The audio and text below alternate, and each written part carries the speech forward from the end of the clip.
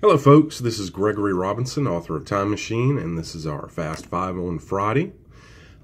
As promised, here comes another possum story. This spring, we were visited by what I think was 3 baby possums. So I get a text from my wife when I first get to work one Friday afternoon. And she says that our dog Baxter had a run-in with a baby possum out in the backyard before she had left for work. And she said she was able to scoop the dogs up and get them back inside before anything happened.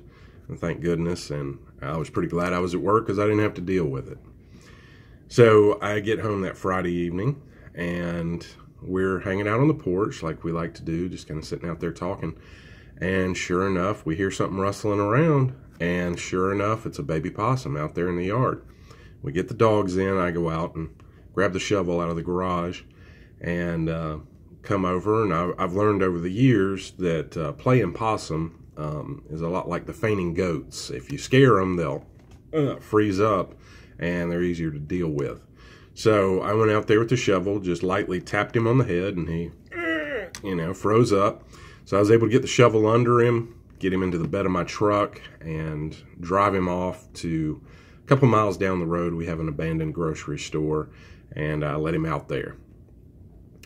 So thought this was over, come back, put the shovel up.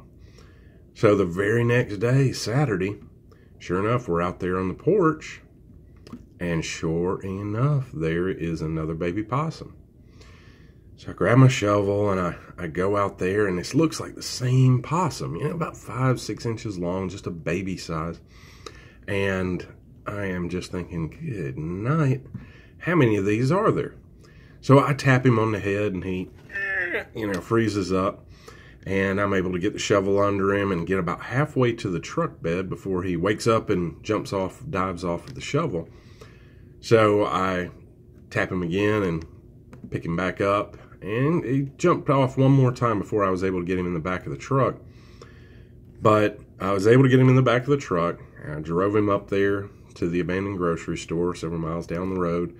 Dropped him off in the parking lot where I did the other one. And said, hey, you and your brother have a good time out here and good life. So I'm able to come on back home. Well, sure enough, the next day, I'm thinking we're done with this. But sure enough, I look over at the gate again. We're out on the porch, and I see this thing right, kind of a shadow underneath where the gate and the ground almost connect. And I'm thinking, no way. There is no way there's another possum out here. So sure enough, it creeps right up under the gate and comes into the backyard. And I asked my wife, I said, is that the same possum, or are these, different possums? And she was pretty funny. She said, Greg, I didn't have a chance to tag it last time, so I'm not sure. But if you'd like to, I'd run back in the house and grab some fingernail polish, and if you'll hold him, I'll paint his ear so we'll know next time. And, of course, we had a little laugh about that. So I went out there with the shovel this third time, and this guy's not going in the shovel, okay? He is not playing fair. I tap him on the head, and he doesn't even really freeze up. He just bares his teeth and keeps running. So I am out there fighting this thing for a good 30 minutes. I mean, I am sweating like a hog out there, just fighting this thing, trying to get him into the shovel, trying to get him into the back of the truck. And he just, every time I get him in the shovel, he dives off the shovel. So this went on, like I said, for a good 20-30 minutes. And finally, he had made me mad enough. I brought the shovel down on him a little harder than a tap, and disposed of him that way. And it got me to thinking, really, was this the same possum, or were these different little baby possums? And I started thinking about this, and I started thinking, I dropped this guy off several miles down the road, and I did the math on it. It would literally be proportional to his size.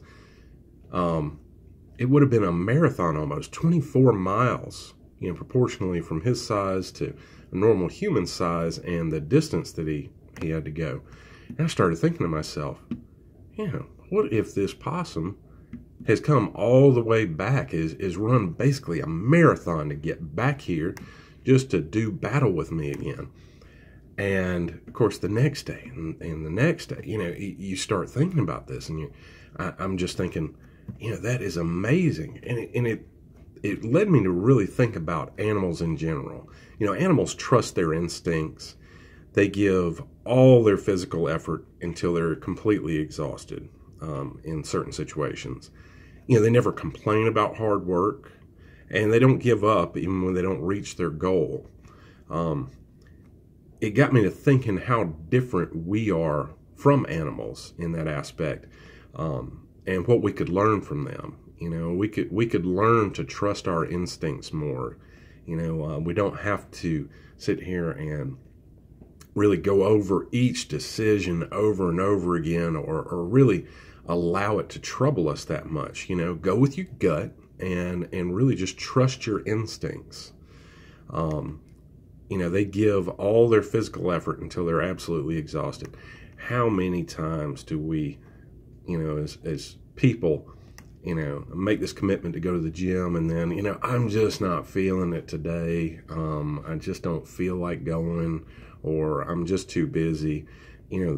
These animals give until they're completely exhausted, and that's something we as humans don't do.